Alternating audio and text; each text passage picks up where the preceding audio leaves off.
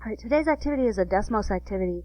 Your teacher should have put a link on Schoology for you to join your teacher's class. That link will automatically fill a code in here. Your code will not be the same as mine on the video. It will be a code specific to your teacher, so for your particular class even. So whatever code comes up here, please use that code and then hit join. Don't change your code to match mine. Use your teacher's code. All right.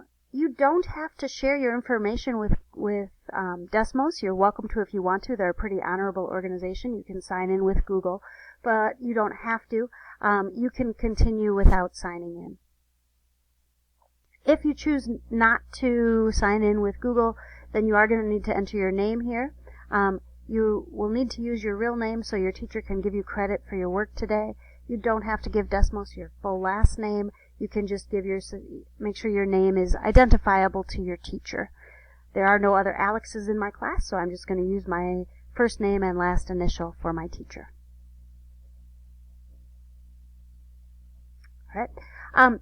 So 10.4 is about translations of functions. So we're looking at how, if we change the function, how does that modify the graph of the equation? So our essential question is, do horizontal and vertical translations work the same way in all functions? We've been learning about some new functions this chapter, the square root function and the cubic function. And so do horizontal and vertical translations work the same way for both of those two functions? So the first thing I want you to do is, without any lesson, I want you to answer this question, and then it will ask you for an explanation of your thinking. So please take a minute, answer the question, and then explain what your thinking is for that question. Okay. Example 1 shows you is about vertical translations. So in black is the graph of the square root of x. The square root function is graphed here. In the box below, we're going to finish that equation, but we are going to make sure that it translates it 2 units up.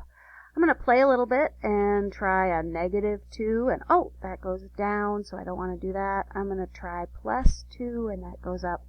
I'm going to stop there and let you finish this slide on your own. Don't move on until you have, this one is correct, because this is now every single point is moved up 2 units. This point went from 0, 0 to 0, 2. This point went from 4, 2 to 4, 4. So that one is correct. In this box, finish the equation so that it's a translation 4 units down. All right. I'm also not going to fill this one in for you, but you're going to want to make sure that here you translate your function 2 units up by changing the equation there. And here you want to translate 4 units down by changing that equation. You will see the graphs appear on your graph paper when you do those correctly. All right. So here's the conclusion. I'm not going to have you take notes at this time. If I were going to have you take notes at this time, this is what I would have you write. But tomorrow I will have a show for you to take notes for all of this and summarize it. Right now I just want you to explore translations a little bit. Think about what happened with our translations and answer that correctly. There is more than one correct answer. That's why these are checkboxes. So choose the ones that are correct. All right. This slide shows you the quadratic function, parent function, and we're going to use the pencil tool here, so this one right here, and you're going to make a sketch of what f of x minus 6 looks like. I want to point out that the pencil tool is not perfect. Like, it might not be a beautiful graph, but you're going to do as good a job as you can. It might be helpful to plot particular points on the new graph in order to make an accurate graph. So where would, for example, this point wind up if you're graphing f of x minus 6? I'm going to let you finish that one as well.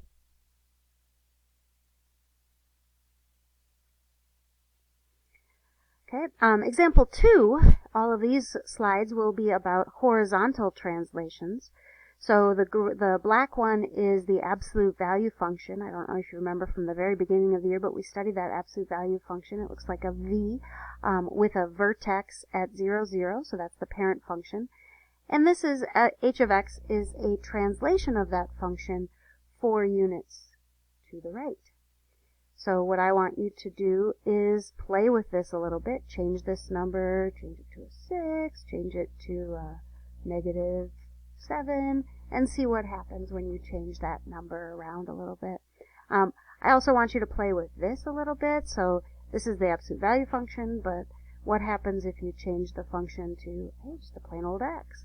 What happens if I change it to x squared? How does that relationship? So just play with this slide a little bit so you can look at horizontal translations.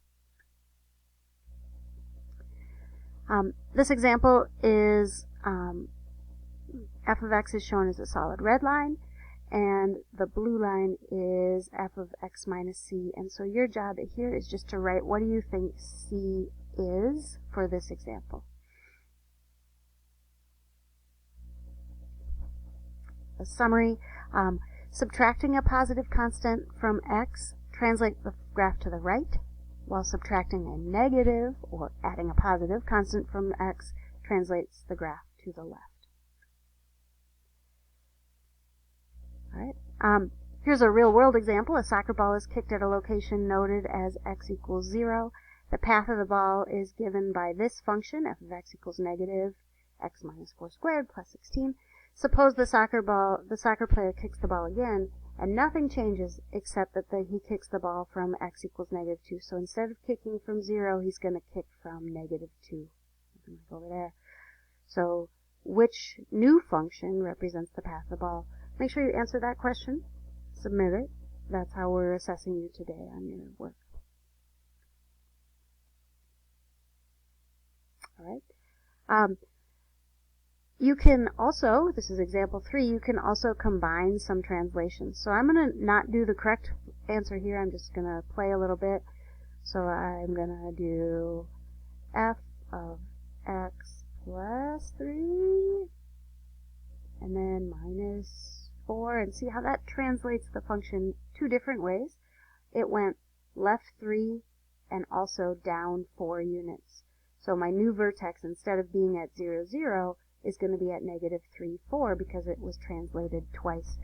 So your job for this slide is to translate your function 4 units left and 1 unit down.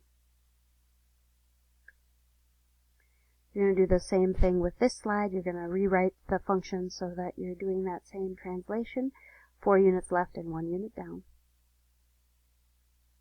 And same for this function.